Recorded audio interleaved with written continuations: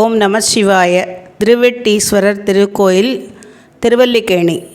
சென்னை திருவல்லிக்கேணியில் 7ஆம் நூற்றாண்டு சம்பந்தமுடைய திருநாவுக்கரசரின் காப்பு திருத்தாண்டகத்தில் குறிப்பு பெறப்பெற்ற ஒரு சிறப்பான சிவன் திருக்கோவில் இது. சுயம்புலிங்கமாக இருந்தவர் 500 ஆண்டுகளுக்கு முன்னர் சுயம்புலிங்கமாக வெட்டுக்காயத்துடன் இருந்த மூலவர் தரிசனம் பெறப்பெற்ற மக்கள் இவருக்கு திருவெட்டீஸ்வரர் என்ற திருநாமத்துடன் எழுந்தருளச் செய்து கோயில் எழுப்பியுள்ளார்கள். 12 திருமுறை பாராயணம் இங்கு பிரசித்தி பெற்றது. 63 நாயன்மார்கள் உற்சவம் உண்டு.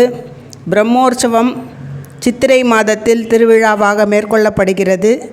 செண்பக தடாகம் என்பது இந்த திருக்கோவிலின் திருக்குலத்திற்கு. அம்பிகை செண்பக அம்பிகை, கிராம தேவதையாக எல்லையம்மன். பிரம்மோற்சவத்தில் சிறப்பான அதிகார நந்தி, நாகவாகன சேவை, பவழக்கால் விமானம் உள்பட பல அற்புதமான வருடாந்திர உற்சவத்தை நேரில் கண்டு கழித்து இந்த திருக்கோவிலை தரிசனம் செய்து சிவனருள் பெறும்படியாக பிரார்த்திக்கின்றோம். பக்கத்தில் உள்ள இந்த திருக்குளம்தான் ஒரு காலத்து செண்பக தடாகம். இப்போது இதில் தெப்போற்சவம் நடைபெறுகிறது.